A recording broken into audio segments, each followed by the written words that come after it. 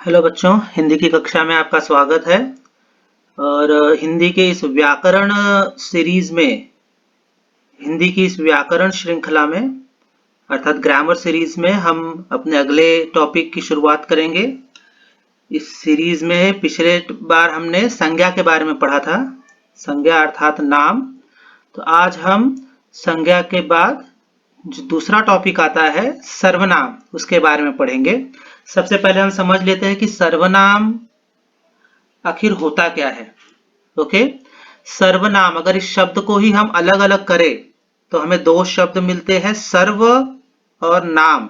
Okay, सर्व अर्थात सभी, नाम अर्थात नेम्स, नाम, जो कि संज्ञा से रिलेटेड है।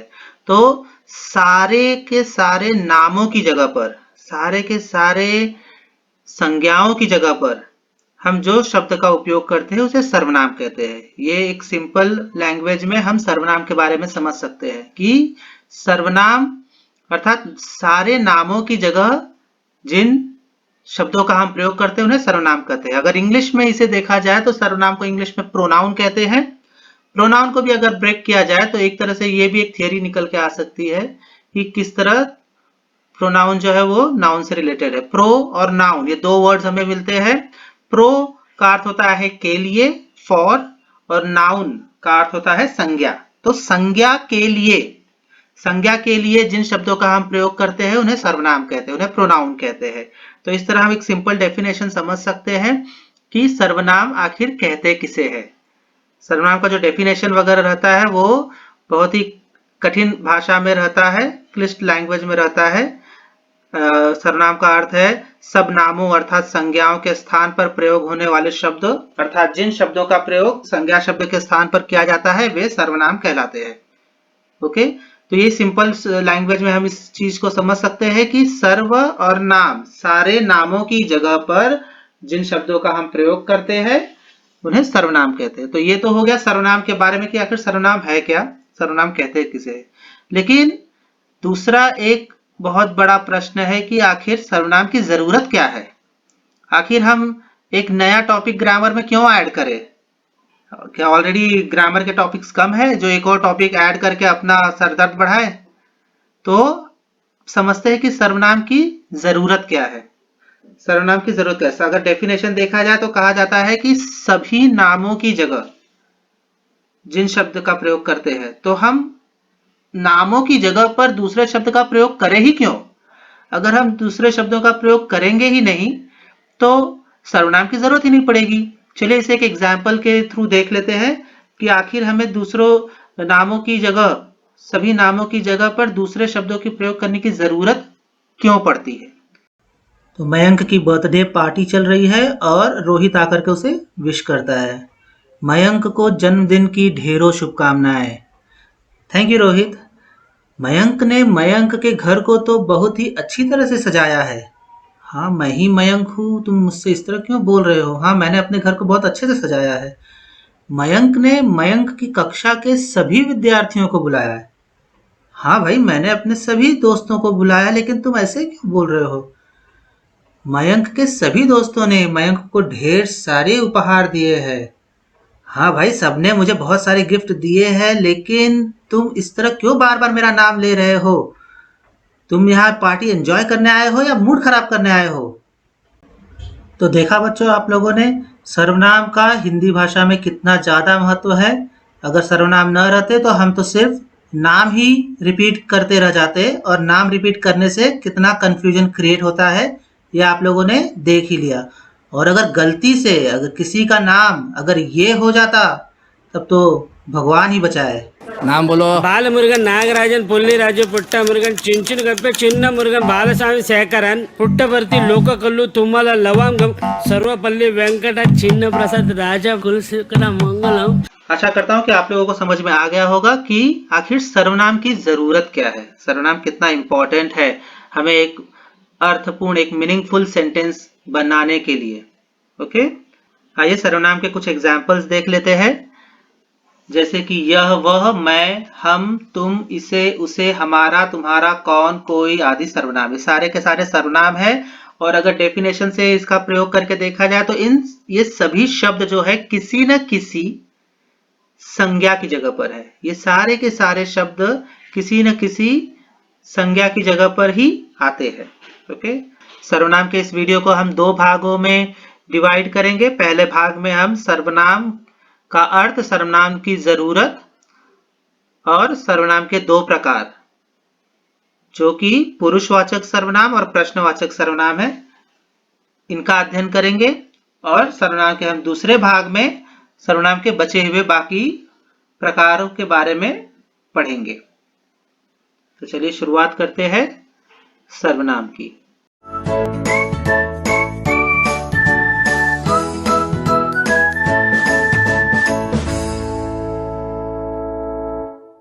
सर्वनाम के कुल 6 भेद है, कुल 6 प्रकार है, जो कि आप स्क्रीन पे इस वक्त देख सकते हैं। पुरुषवाचक सर्वनाम, प्रश्नवाचक सर्वनाम, निश्चयवाचक सर्वनाम, निजवाचक सर्वनाम, अनिश्चयवाचक सर्वनाम और संबंधवाचक सर्वनाम।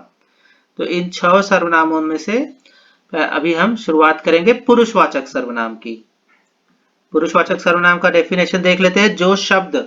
जो सर्वनाम शब्द बोलने वाले अर्थात वक्ता, सुनने वाले अर्थात श्रोता और अन्य व्यक्तियों के लिए प्रयोग में लाए जाते हैं, उन्हें पुरुषवाचक सर्वनाम कहते हैं। पुरुषवाचक सर्वनाम को इंग्लिश में कहते हैं पर्सनल प्रोनाउन।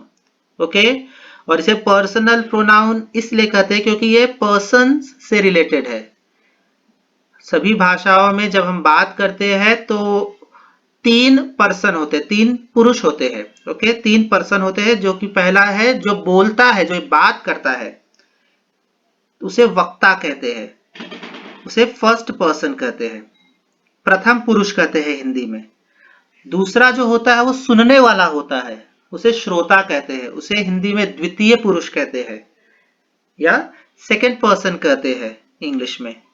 और ये दोनों प्रथम पुरुष और द्वितीय पुरुष अर्थात फर्स्ट पर्सन और सेकंड पर्सन जिसके बारे में बात कर रहे हैं उसे अन्य पुरुष कहते हैं या तृतीय पुरुष कहते हैं, थर्ड पर्सन कहते हैं।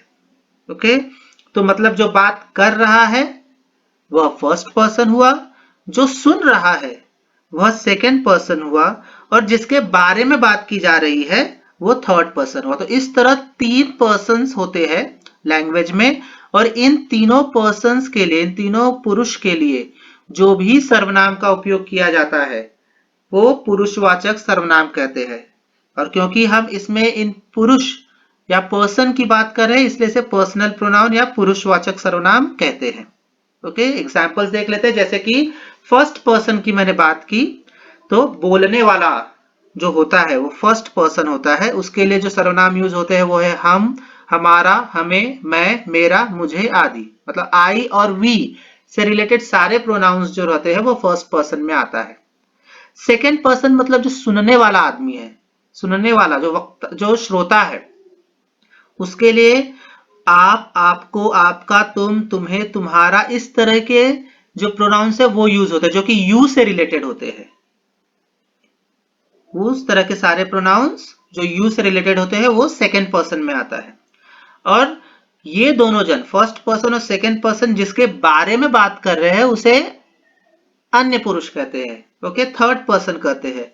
तो थर्ड पर्सन के लिए जो प्रोनाउंस यूज होते हैं, जो थर्ड पर्सन के लिए सर्वनाम यूज होते हैं, वे है वह, उसे, उसका, यह, इसे, इन्हें, उन्हें, उनका, इनका आदि। तो इस तरह के जो प्रोनाउंस है जो कि थर्ड पर्सन से रिलेटेड है, जिसके बारे में बात हो रही है उससे रिलेटेड है, उसके नाम की जगह पर ये सारे सारे प्रोनाउंस यूज होते हैं, वो थर्ड पर्सन में आते हैं।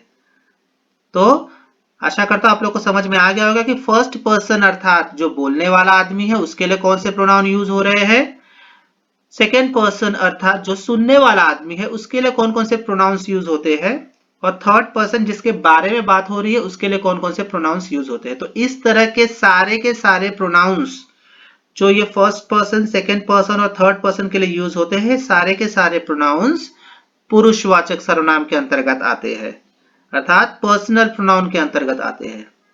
ओके, आइए अब कुछ एग्जांपल्स देख लेते हैं पुरुषवाचक सर्वनाम की। जैसा कि फर्स्ट पर्सन मैंने बताया था, प्रथम पुरुष, उसे उत्तम पुरुष भी कहते हैं।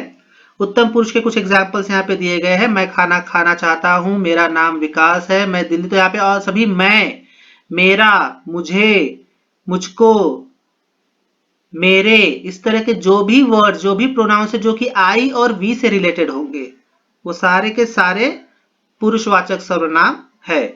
यहाँ पे दिखा, यहाँ पे एक्सप्लेनेशन में भी दिया गया है। ऊपर दिए गए वाक्यों में वक्ता मैं, मेरे, मुझे, मुझको आदि शब्दों का प्रयोग करके खुद के बारे में बता रहा है, इसलिए यह शब्द उत्तम पुरुषवाचक श्रेणी में आता है। उत्तम पुरुषवाचक श्रेणी अर्थात प्रथम पुरुष। द्वितीय पुरुष को मध्यम पुरुष भी कहते हैं। मध्यम पुरुष जो रहता है वो यू से रिलेटेड होता है, जो सुनने वाला आदमी, जो श्रोता है, उससे रिलेटेड होता है।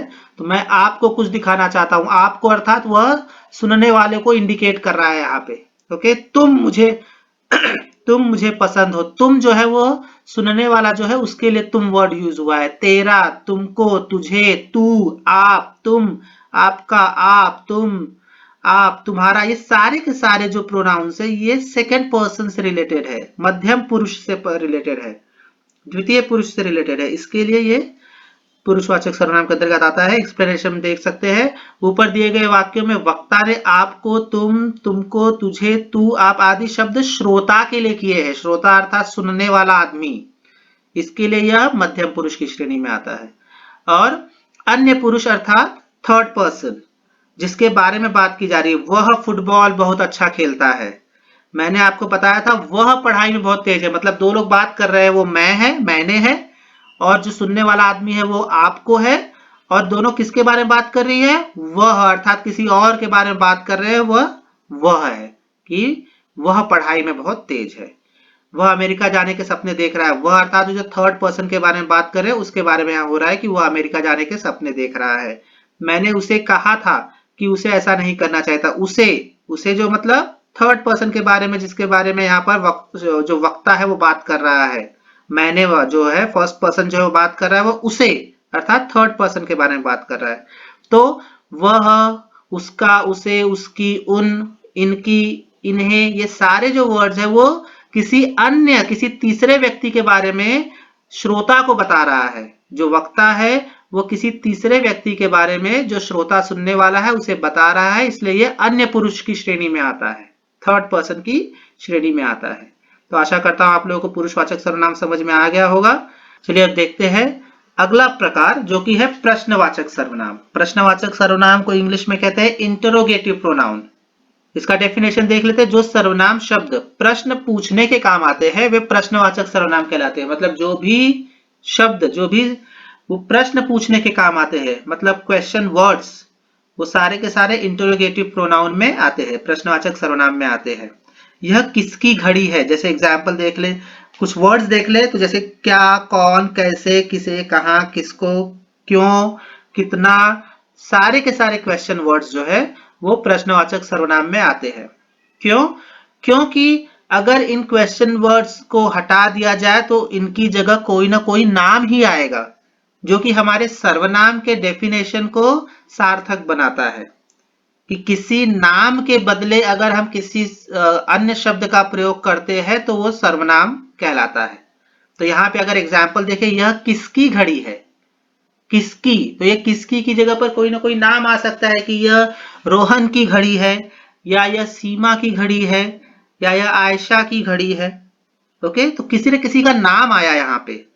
तो नाम की जगह पर अगर हम किसी वर्ड का यूज कर रहे हैं तो वो सर्वनाम कहलाता है। इसके लिए जो क्वेश्चन वर्ड है, ये क्वेश्चन वर्ड किसकी की जगह यह जो है सर्वनाम, प्रश्नवाचक सर्वनाम कहलाता है। ओके, आइए प्रश्नवाचक सर्वनाम की कुछ अन्य एग्जाम्पल्स देख लेते हैं। तुम क्या खाना चाहते हो, यहाँ पर क्या जो है वो प्रश्नवाचक सर्वनाम है, क्योंकि अगर इसके जगह पे आंसर होता तुम क्या खाना चाहते, तो यहाँ पे कोई भी एक नाउन आ सकता था। मैं आम खाना चाहता हूं, मैं अंगूर खाना चाहता हूं, या मैं रोटी खाना चाहता हूं। तो कोई भी ऐसी चीज जो कि एक नाउन है, उसी की जगह पर हम क्वेश्चन वर्ड रख करके क्वेश्चन बनाते हैं। इसलिए सारे के सारे क्वेश्चन वर्ड जो रहते हैं वो प्रश्नवाचक सर्वनाम के अंतर्गत आते हैं। तुम कहाँ जा रहे हो, मैं दिल्ली जा रहा हूं, मैं बंबई जा रहा हूं, मैं पुणे जा रहा हूं, इस तरह के कोई भी वर्ड्स आ सकते हैं यहाँ पर। तुम बाजार से क्या लाए, तुम बाजार से क्या लाए, तो तुम बाजार से खिलौने लाए, तुम बाजार से सब्जियां लाए, तुम बाजार से मिठाई लाए। कोई भी यहाँ पर नाउन है। ओके, और उस नाउन की जगह पर हमने यहाँ पर इस वर्ड का यूज किया, इसके लिए यह सर्वनाम रहता है और यह प्रश्न पूछ रहा है, इसके लिए यह प्रश्नवाचक सर्वनाम है। आशा करता हूं आप लोगों को प्रश्नवाचक सर्वनाम समझ में आ गया होगा। अब इस तरह हम इस पहले भाग को एंड करते हैं और समान सर्वनाम के बचे हुए प्रकार को हम दूसरे भाग में पढ़ाएंगे। धन्यवाद।